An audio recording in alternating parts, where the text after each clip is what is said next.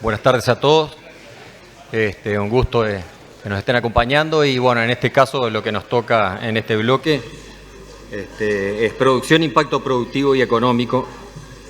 Cuando hablamos de la producción de Lanas Finas, una elección de una orientación que bueno, cada uno lo hace en su establecimiento como piensa que va a ser mejor. Ya hemos visto toda la parte de los procesos, de las herramientas que tenemos y ahora en esta presentación vamos a tener dos extranjeros de Nueva Zelanda y de Australia contándonos sus experiencias y qué le agregan además a su producción de lana fina y a sus ovejas en general para seguir haciendo más atractivo y agregándole valor.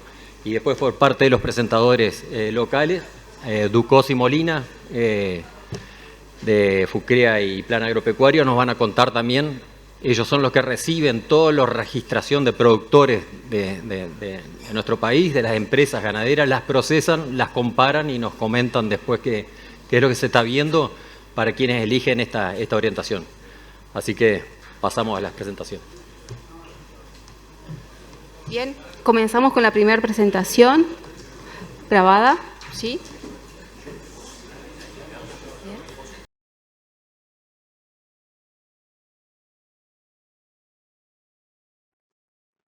Hello everybody in Uruguay, Alistair Campbell here.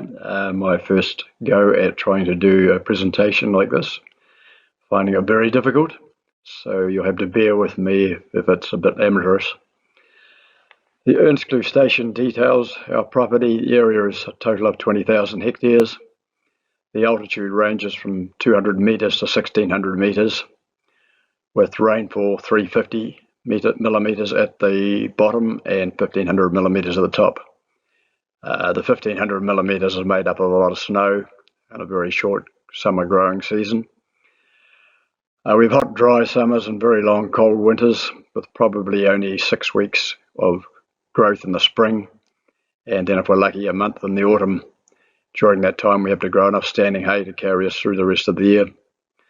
Our most productive country is in the middle altitude belt, which is 700 to 1,000 metres, and that area there is about 30-inch rainfall at the southern end, and 25 northern end, and 20 in the middle. This is typical of our high altitude, very short snowgrass and blue tussock, and we sort of go riding along the top on our autumn muster. This is typical of our middle altitude country. It's oversown, aerial top dressed. It grows quite a bit of clover in the spring, which will burn off through the middle of the year and maybe grow again in the autumn, but quite productive country. This is typical of our low altitude country, a lot of rock cover, very low rainfall. This country we allow to seed, most of it to seed in the spring, so it grows standing hay and protects the soil under it. In total, we carry about 25,000 stock units. Stock units in New Zealand are the equivalent of 1 ewe. The sheep are made up of 2,000 ultrafine ewes with average micron of 13.8 and cut 4.1 kilos. 6,500 superfine ewes, averaging 16.5. We're probably starting to strengthen that a little bit towards 17 as we're changing to poles. 4.9 kg clip, and 2,000 Inverino ewes carrying the endowed fertility gene, which are about 18.3, cutting 4.7. They're down a little bit in wool weight because of the sheer number of lambs they have. These are figures that were done for our benchmarking group 2 years ago, and figures probably haven't changed dramatically in that time. Product prices have been pretty stable.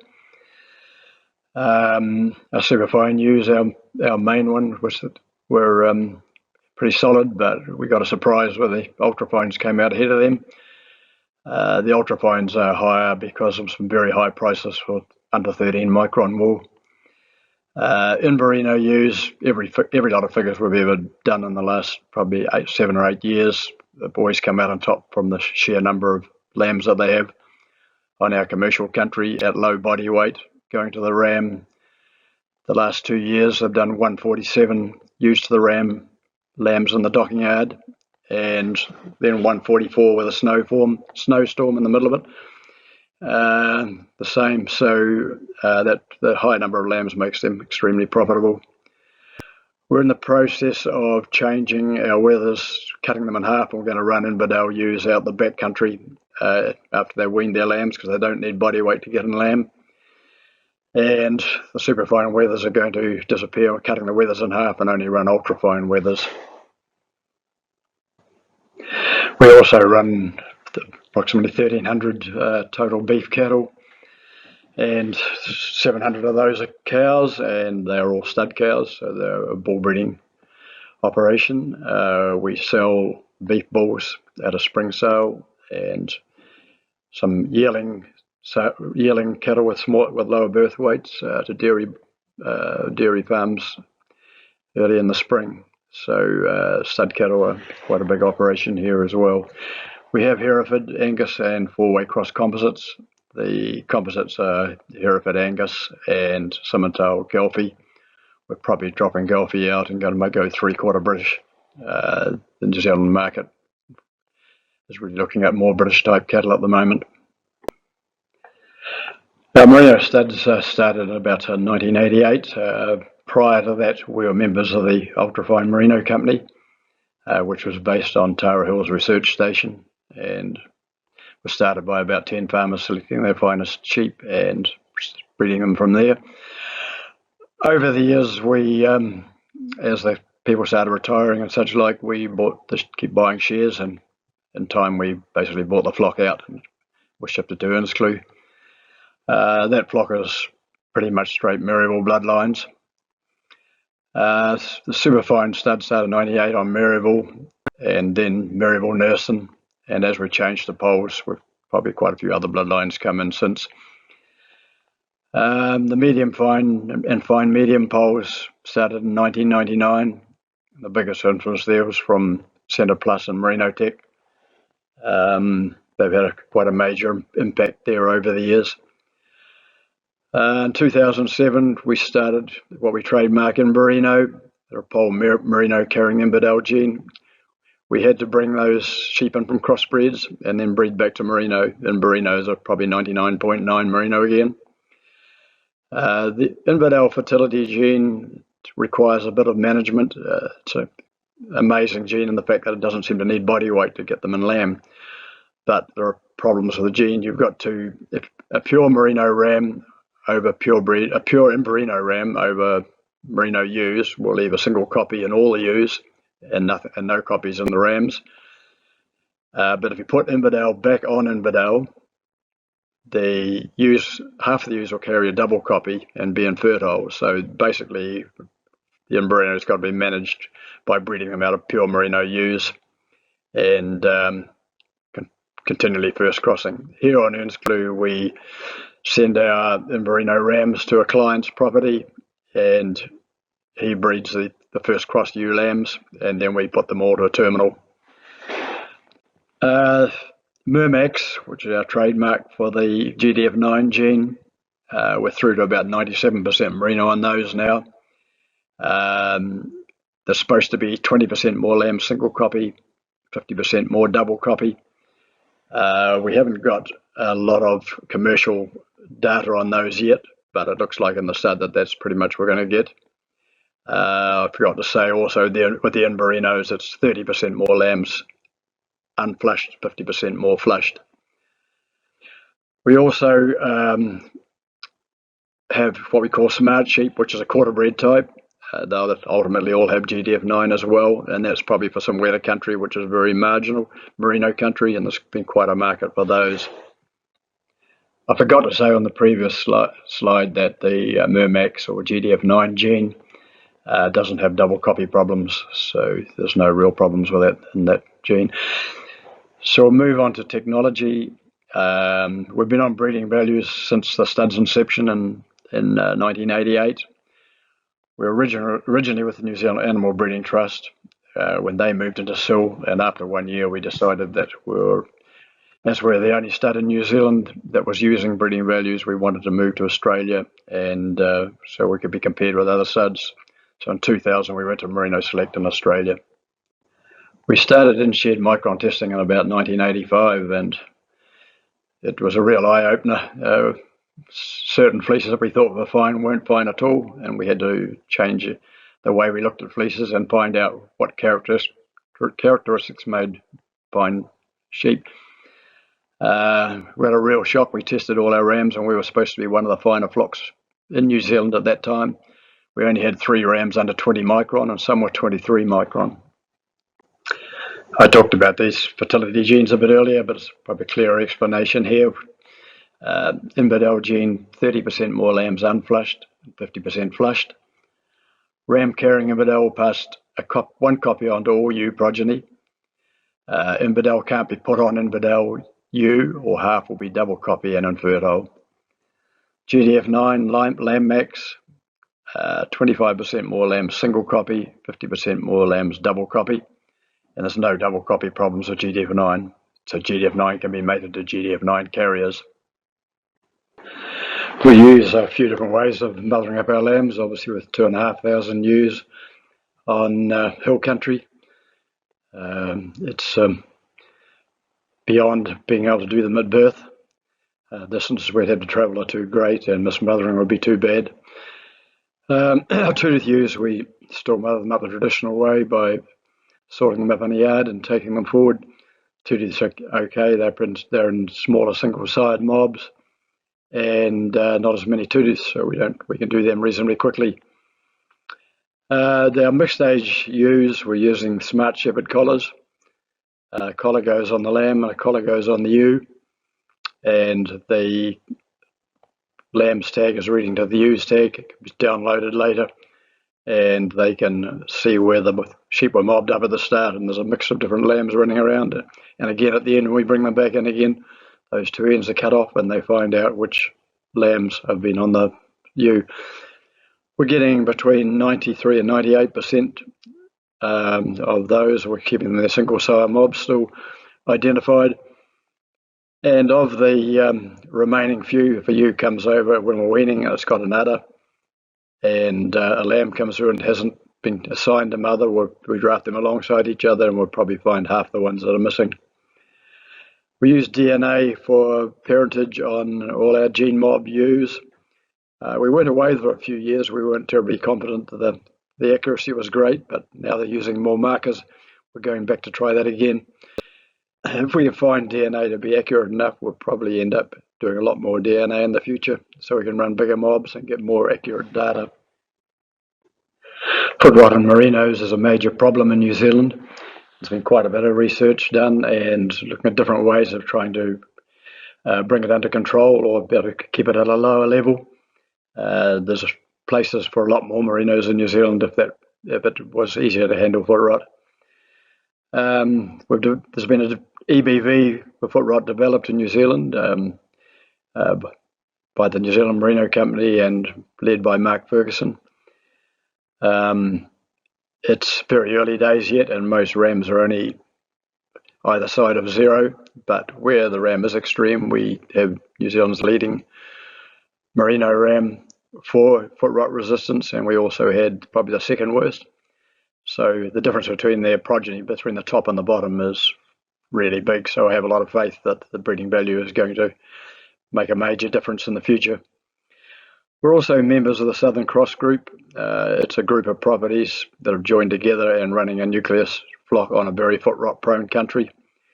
Anything that gets foot rot is culled, and there were very few survivors the first couple of years, but we're starting to see signs that there's an improvement coming. And also, our top rams are put in the New Zealand progeny test, with the male progeny are put under foot rot pressure and scored. It helps to enhance our EBVs. And also as well, all our cull ram hoggets go onto a central property with other people's culls, and they again are put under pressure and their feet scored. So there's been quite a bit going on with foot rot, and hopefully in the future foot rot will be less of a problem than it's been in the past. This year we have put sheep through the methane chamber trailer to try and get some data to see whether we can breed sheep that are lower methane emitters. There was 14 sire groups put through the trailer. The figures on the left are the average of the lambs. The figures on the right are the sires, progeny. So you can see there is actually quite a difference there between them. They've been adjusted, the hoggets were adjusted for weight on the day, and predominantly the ultrafines, which are smaller sheep, were better, but there are outliers. One of our pole rams is the top, and he's a reasonably growthy ram. So there probably can be gains made. We also want to try different pasture types, irrigated pasture, oversown hill, and native hill, and hopefully put some crossbreds in that trial as well to see if we can find land differences or breed differences. The way our government is at the moment, we need hard data to try and prove these things. Our wool sales have changed dramatically over the years since when we came to this property in 1981, when everything was sold at auction. We travel down to the auction sale and either drown our sorrows or celebrate, not knowing where our wool had gone or whether it was fit for purpose.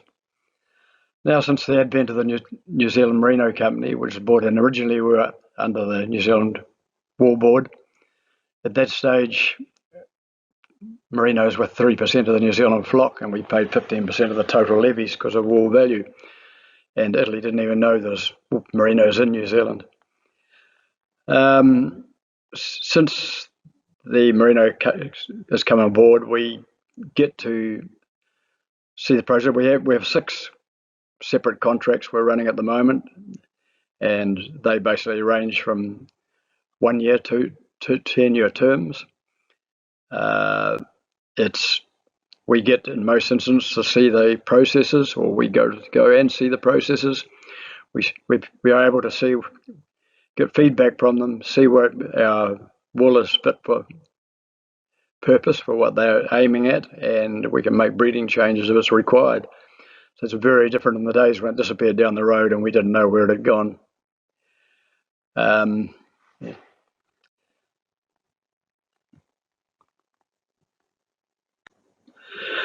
Some of the messages that we get from the processors we meet, that they're very, very concerned about negative impact from bad publicity they can get on social networking that could have a massive effect on their business. And the key messages, when we continually get it from all of them, animal ethics, we've got to be absolutely scrupulously careful with that. Bad publicity in that direction is really, really bad. Mulesing is a classic example. Basically, they don't want to know mulesing. It's just too dangerous for their business. We also need to prove that our land's sustainable. The people who buy these top-end products want to buy a product that they know is coming off country, which is sustainable. And also, these firms want to be carbon neutral. And our businesses are 40% of that carbon, so we basically have to try and get to a carbon neutral state. Following some of the things we're trying to do to help the processors we sell our wool to sell their product. We've got 14 years of herbage monitoring now. We have a scientist come out and does this once a year. He's got photo points which he takes from the same spot every year, and he does transect monitoring. So he runs a tape along the ground and it's marked every 6 inches with a mark, and he records the height and type of plant that's under that. So after 14 years, we're starting to get some reasonable data, and most of our country is improving. We have one weed in a couple of areas, which is a predator weed called Eraseum, and a couple of blocks are going backwards, so we've reduced carrying capacity on those to try and stop that ingress of Eraseum. We've started soil carbon testing. It's very early days with that. Our level was pretty good. Unfortunately, there was some stuff done here about 20 years ago, and when our country was totally denuded because of a rabbit plague, and unfortunately we can't find that data. We've been trying to track it down to compare what has happened in the meantime when that country has been carrying long grass for the last 20 years, see what is sort of improvement. Also, all our waterways have been tested for water purity, so we're trying to do everything in our power to make sure that this property is in better shape in a few years' time. Also, other things we're doing to try and do that was obviously from the methane trailer and things, but we're actually searching for stock that will emit less methane. Our under 2,000 foot country is all allowed to is either half grazed on the heavier stuff or not grazed at all on the lighter stuff in the spring to allow it to grow long grass and for it to allow seed fall, which is basically a regenerative type system on that low country. It does three things. The country has improved considerably. It actually carries more now than before we started doing that. And rabbits are a major problem on this property, and it helps repel rabbits. We're getting an independent survey of our present methane status. The New Zealand government regulations are designed predominantly for heavy down country and dairy farms, and got really completely different than running a high country at low carrying capacities. So while we will not pass the New Zealand government methane regulations, we'll have to pay for emitting methane. We are convinced that with the national scrub and cover and that we've got in this country, a scientific approach to it will show that we are carbon neutral or very close and able to get there reasonably easily. We need to do this for our processes. And animal ethics, we stopped mulesing 20 years ago, and there's considerable other animal ethic things we do. We've got to look after our animals, we've got to look after our dogs, and we've got to look after the humans that work for us.